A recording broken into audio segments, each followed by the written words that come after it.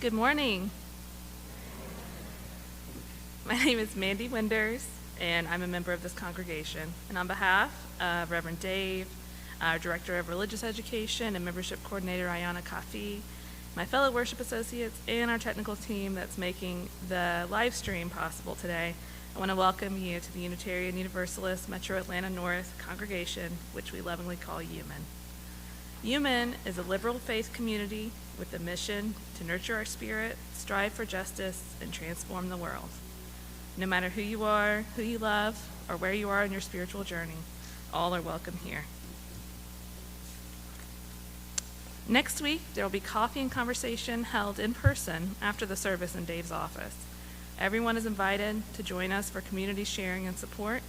The team is working on figuring out how to continue virtual coffee and conversation if needed, but for now, it will be only in person.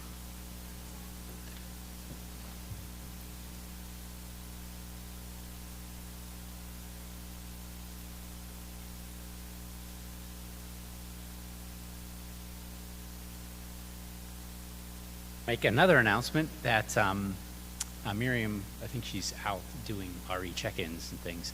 But today's service, children will leave during the service and go to kind of a children's chapel or their own project for today. So that will be after the Wondering Time segment. And that's kind of how things are going to go moving forward. The kids will leave the service kind of early on in the service and go to RE.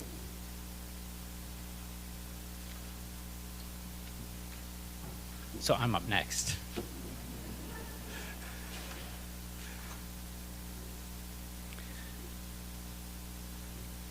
This is by Marta Valentin. In gatherings, we are stirred like the leaves of the fall season, rustling around sacred trees, tossed hither and yon, until we come to rest together, quietly, softly. We come to gather strength from each other. We come to give strength to each other. We come to ask for strength from the spirit of all that is and all that is not. In gratitude, we celebrate with open hearts and minds. We discover who we are, separate from each other and with one another, in this circle that holds all life. May we work ever towards widening its boundaries until there are none. And now let us light our chalice together.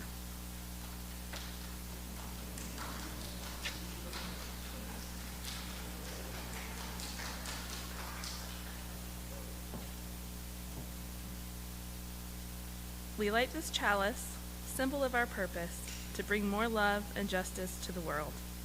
We light this chalice, knowing our congregation as a church dispersed across communities, not bound by walls, but connected through the web of life.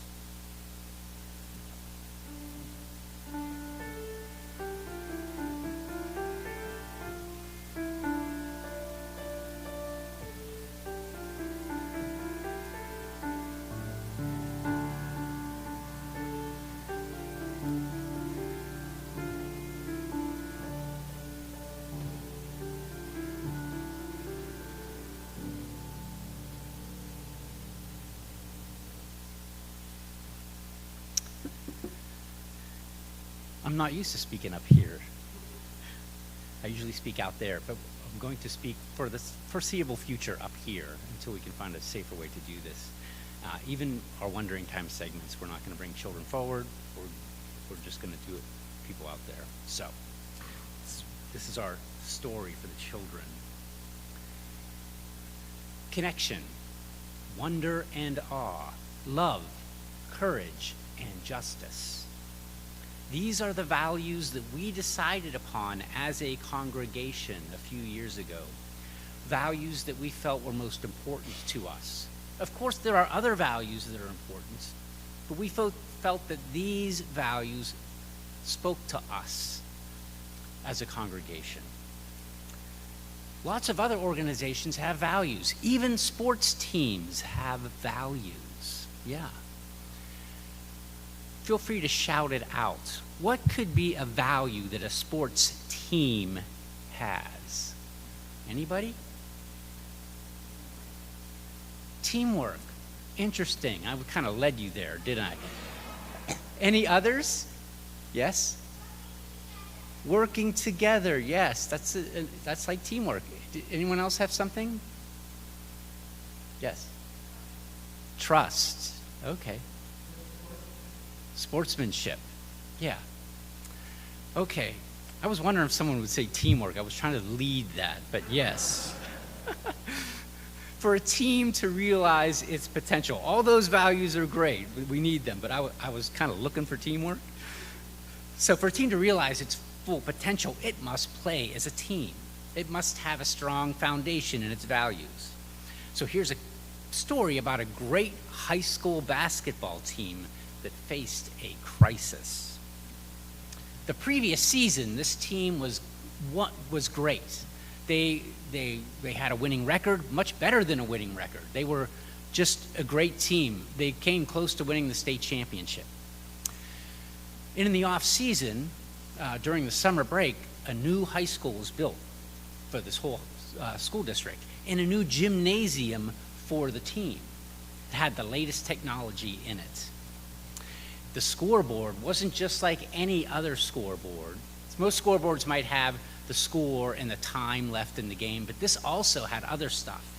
For the basketball team, a list of all the players, their numbers, and how many points they got in the game could also be displayed. No other high school had that kind of capability, to have that kind of, who could see how many points each person had. Only that high school had it. In the new season, they started their first 3 games on the road, away. They won all 3 games easily. Then they came home. The first new game in the new gymnasium with the fancy school board, and they lost. The next home game, they lost again, and 3 losses in a row. Teams that they should have beaten, they lost to. Then they went back out on the road again, and they won all their games. Came back home, they lost. The coach was perplexed. Perplexed is just a fancy way of saying flummoxed, okay? Puzzled. So the coach began wondering what was going on. How come they were winning all their games on the road but losing them at home? And he started to watch the players, and he noticed that during the games at home, the players were looking at the scoreboard all the time. So at the next game, he decided, we're going to not put that part of the scoreboard on where it showed all the players what points they're actually accumulating during the game. It was just the overall score and the time. The team won. The team won again when they did it the same thing again. So what the team was doing when they were playing at home, they weren't just playing the other team, they were playing against themselves. They were always looking at the scoreboard to see who was scoring the most points. And when they were doing that, they weren't practicing teamwork. They weren't working together as a team. So, after this, they never used that anymore, and they began to practicing their games, living their sports life, their athletic life with their teamwork values. And they again begin to play like champions. Now, you raise your hand. You have a question?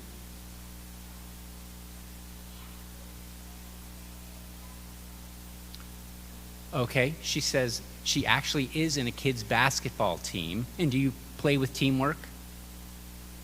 Yes, very good. And thank you for the question. So now our children will exit out into the foyer, and Miriam Patanian will be out there.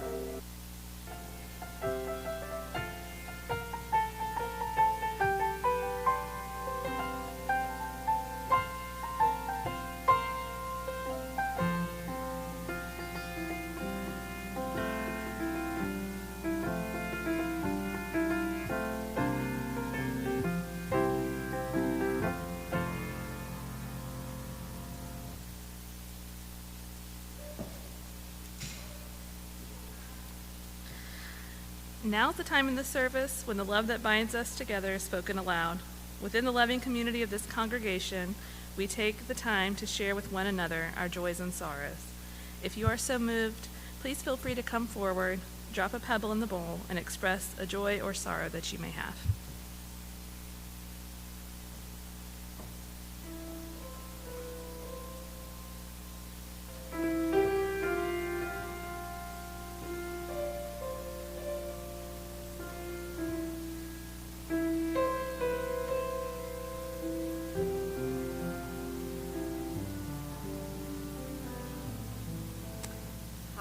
Jennifer Philippi, and I am going to drop a pebble for my little boy, who is not so little because he's about 6 foot now, who is homesick with the flu, and I don't think he has been sick in, like, I don't know, maybe 10 years, like forever, and his temperature is hovering like around 104, and we are having trouble like keeping it down, and yeah, he just looks miserable. So everybody give him good wishes, and I hope he gets well soon.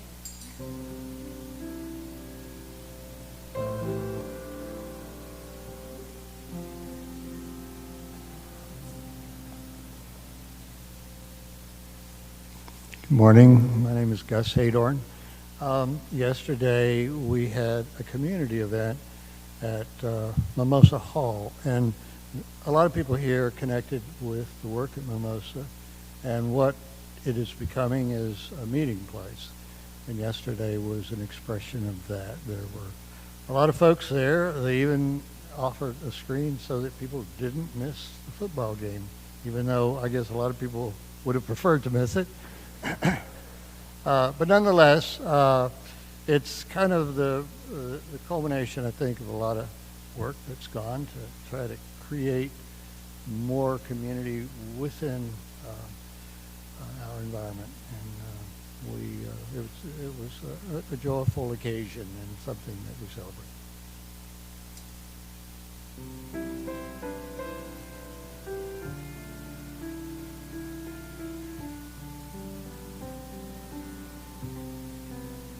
My name is Bob Pop, and Rosie and I were at Old Rucker Farm yesterday. And if you haven't been to Old Rucker Farm, it's a new park that's a farm in Alpharetta. It's right off of Rucker Road. It's really nice. They provide food. They grow food for North Fulton Community Charities.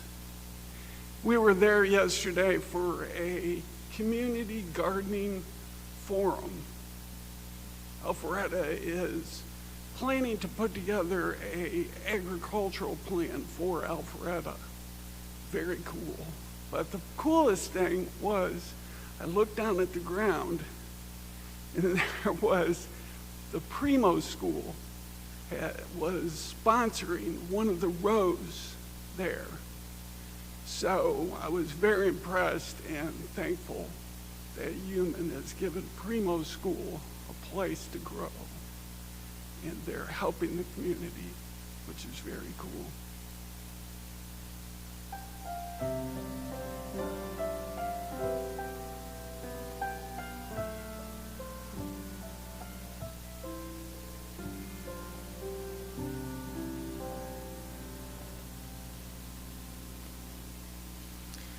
For those of you attending via live stream, if you have a joy or sorrow that you would like to share, please type it into the chat now.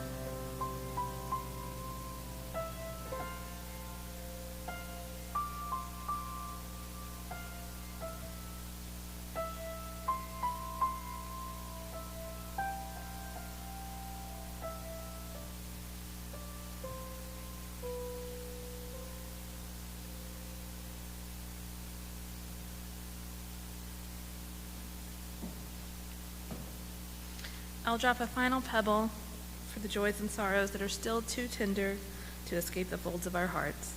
Let us keep one another in our thoughts in the week ahead.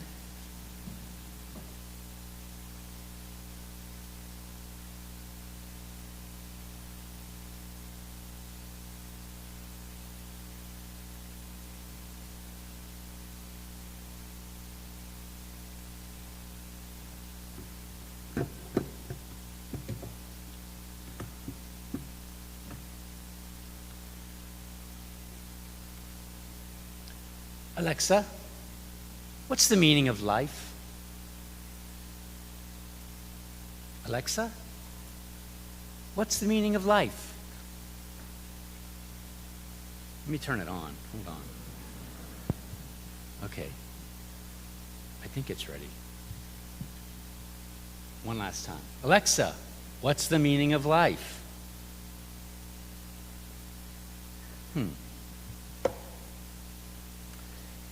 Eleanor Roosevelt said, "The purpose of life is to live it, to taste experience to the utmost, to reach out eagerly without fear for newer and richer experience." That's what my Alexa at home said when I asked it the meaning of life. 26 words, the meaning of life. You ever think who's programming this stuff? I mean, what's their background? What if Donald Trump owned Amazon, which makes this product? What do you think Alexa might be saying about the meaning of life? Or democracy? Or CNN? Or Unitarian Universalists? Who is behind the curtain? And by what principles are they guided? I'm driving down Interstate 85 a few years ago, listening to, of course, NPR. It was a Saturday afternoon, one of their interview shows, and being interviewed is this youngish woman who works at artificial intelligence simulation company. Now, I'm paraphrasing, this was like 3 or 4 years ago, but she had great pride, and she's saying something like, let's take George W. Bush as an example. We have video in an audio database containing thousands of his bodily expressions, facial expressions that he's actually made. And with this database, we can actually make George W. Bush in a video say and do anything. Now, she's going on, and she's impressed with this achievement, and it is kind of an achievement. And the interviewer was impressed. He's like saying over the radio, I mean, I can't tell the difference that this is just a simulated George W. Bush. Then he says, hey, do you think such software technologies could be used for nefarious purposes? Could be used intentionally to deceive and manipulate others? And the young woman seemed kind of incredulous. She was caught off guard. I mean, what are you talking about? Look at what we've achieved here. She didn't understand the question. She's like, hey, this is great. What do you mean? Now, I imagine she's brilliant at artificial intelligence, and she's probably a very nice person. But is something missing here? In a newly released documentary about food writer Anthony Bourdain, kind of the same thing kind of happened. The director used artificial intelligence and simulation to have Anthony Bourdain say something that he never actually said. He did write it in an email, but he never actually spoke it. Now, I've read many articles about whether he got permission to do this or not. He said he did, but there's a lot of confusion. And after reading it, all these kind of competing articles, I came away with the idea that it's just something the director kind of wanted to do. Again, the filmmaker is probably an accomplished filmmaker. I think he is. And he's probably a nice person. But again, is something missing here? Have you ever heard the following on the telephone? This call may be recorded for training and quality control purposes. Do you know that your voice in this context could be used in ways you possibly couldn't imagine? Scott Turow, a media systems professor at the University of Pennsylvania, says that soon companies may draw conclusions about your weight, height, age, ethnicity, and more, all characteristics that some scientists believe are revealed by the human voice. Some medical diagnoses on some conditions can be done through vocal biometrics and analysis. So you can imagine where this is headed. That insurance coverage that you applied for, you might not get when they run this analysis. The job maybe that you interviewed for, you might not get. A discount that you wanted on a certain product, you might not receive because you don't fit some dominant paradigm profile.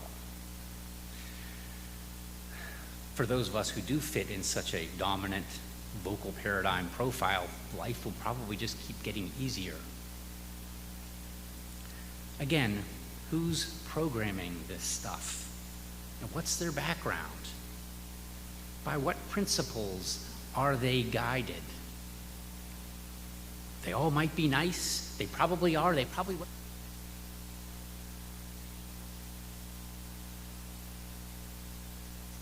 It's in here. And I'm not trying to blame people. We all have blind spots. We all have failures in judgment. But we're entering a brave new world of artificial intelligence, and I want to know by what principles are guiding those who are making some of these decisions. What informs their sense of ethics? Or are they merely guided by, hey, look what we can do, this is cool?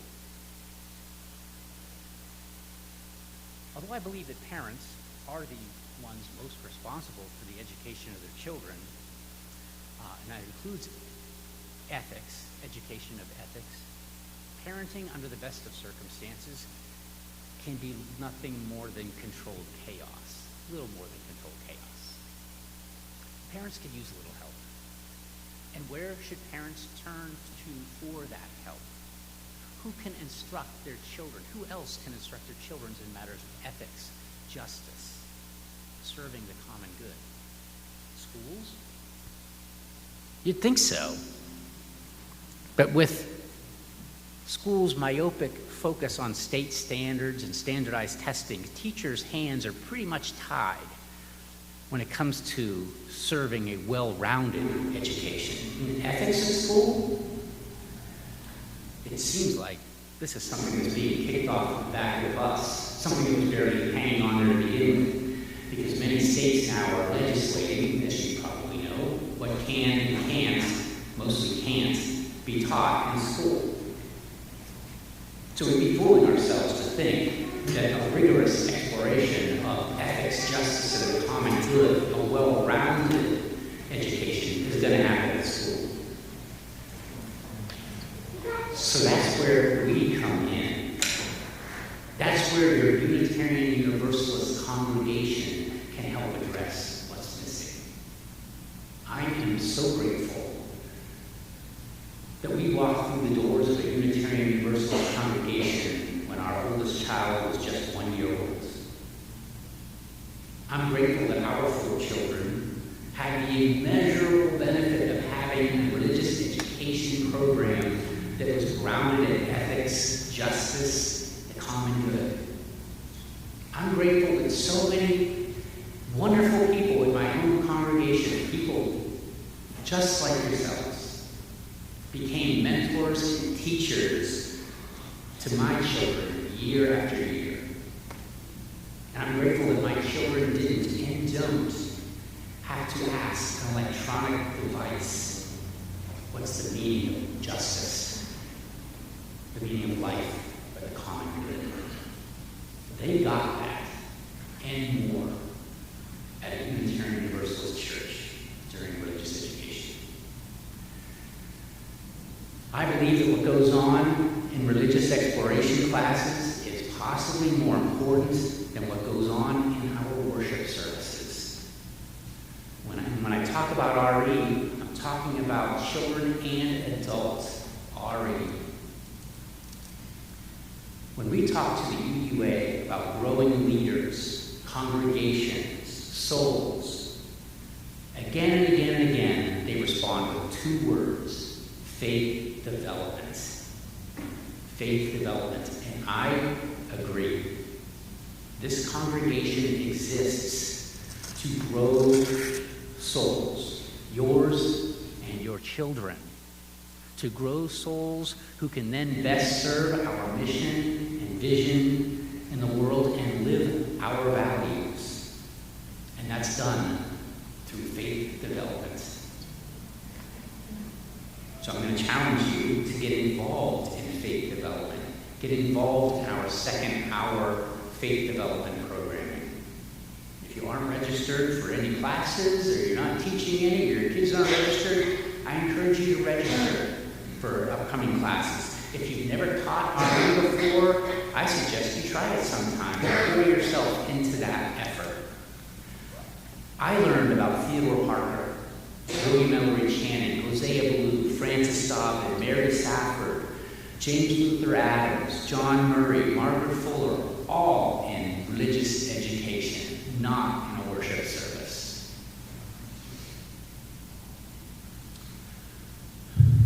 For adults, we'll have at least one adult enrichment offering almost every Sunday after service in our second hour. Once we're together, 1 hour together, we'll probably have multiple classes at the same time. And if the topics don't interest you, I suggest you sign up for one anyway. You'll probably be surprised at what you're learning. I'm learning a lot in Dirk's class right now. It's not what I expected it to be, and I'm surprised how good it is.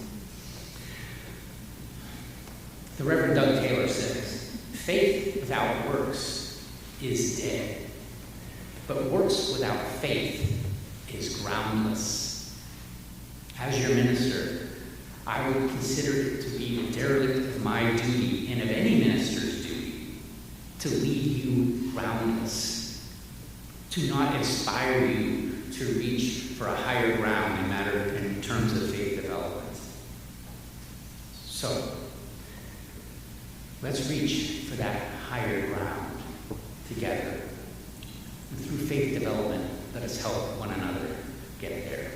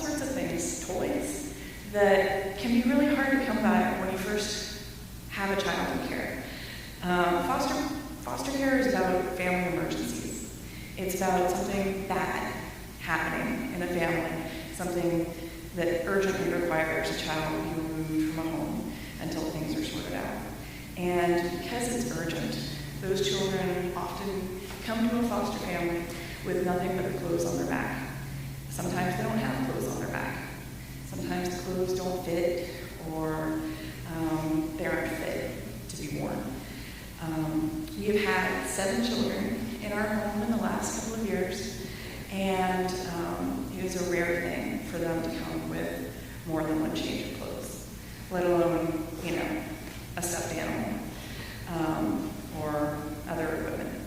So the Foster Care Support Foundation partners along with foster parents and also with grandparents that are raising their kids unexpectedly. They invite the parents or the grandparents to come to their location and pick out an entire wardrobe of clothes that will be just about enough to get that kiddo through the season.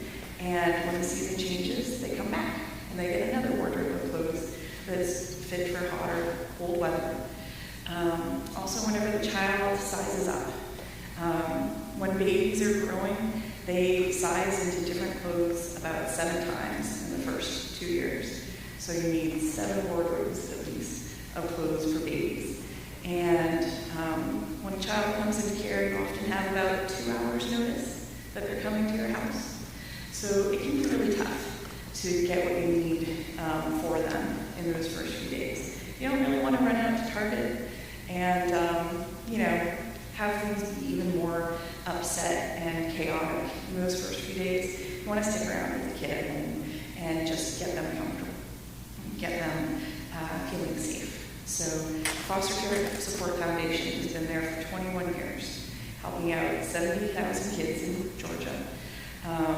If you're within an hour of a drive there, then you can go and pick out your wardrobe of clothes. You can go and pick out the toys, the books, and the baby equipment that you need. And if you're outside of that hour, at that hour's drive, they'll box everything up and ship it to you, which is just amazing. It's an endeavor that has constantly surprised me, and I have used their services. They have helped me and my family out probably about 9 times, maybe more, maybe 9 or 10 times. We've gone to the Foster Care Support Foundation, and they've set us up with what we need to take care of the kids quickly and efficiently and without delay. So this Sunday, when you give to the plate, when you give to the offering, 50% of that will go to the Foster Care Support Foundation. And if you're not able to give, they also need volunteers quite badly. They're constantly looking for volunteers because it's a big operation to help every kid in care in Georgia year-round.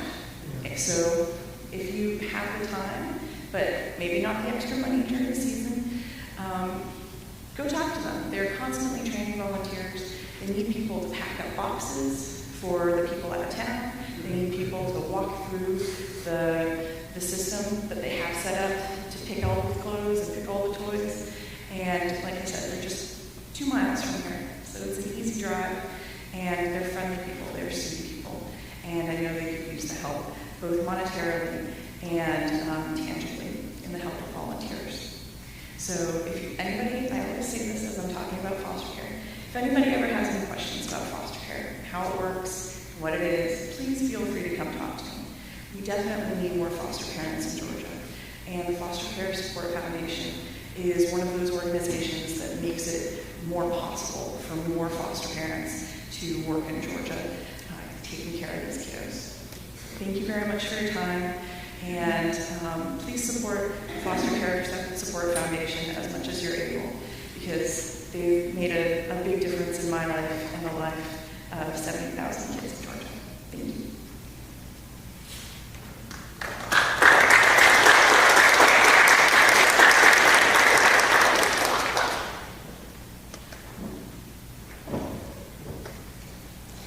In an effort to fulfill and further the mission of this congregation, we ask that our members and friends bring forth and share in many of their gifts. With this, we will now take the offering using the Give What I Ask. When giving, please select the 50-50 plate option. All 50-50 plate selections for the month of December will be split between UUMAN and Foster Care Support.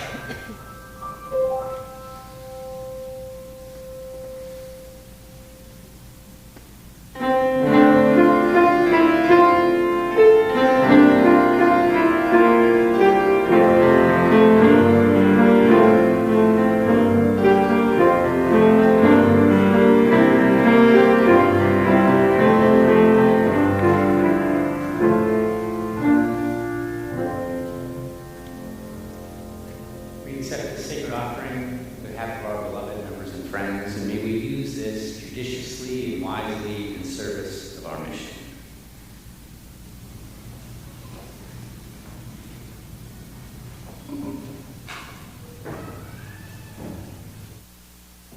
We extinguish this flame, but not the light of truth, the warmth of community, or the fire of commitment. These we carry in our hearts until we meet again.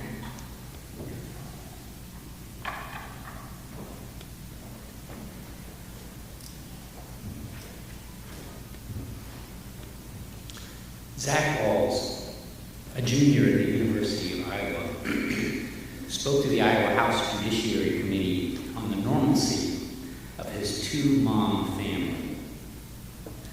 Of this experience, he said, quote, "It was my religious education program and through the 7 principles that I was endowed with some of my most guiding and persistent values. To bring an open mind to the world, to let my light shine and not attempt to extinguish the light of others, to fight for what I believe to be true while remembering that I am fully capable of being wrong and often am, to live freely and love openly. It was these values and lessons, my beliefs and my convictions, that led me to speak before the Iowa House Judiciary Committee on that snowy January night. They stilled my shaking hands and gave tenor to my breaking voice. They shaped my words and my character and where I go from here. And for that, I'm eternally grateful." Zach Walls. May participation in religious exploration and in faith development here at UUMAN give you and your children the courage to let your light shine, to live freely and love openly, and may it shape your character. Go in peace and enjoy your week.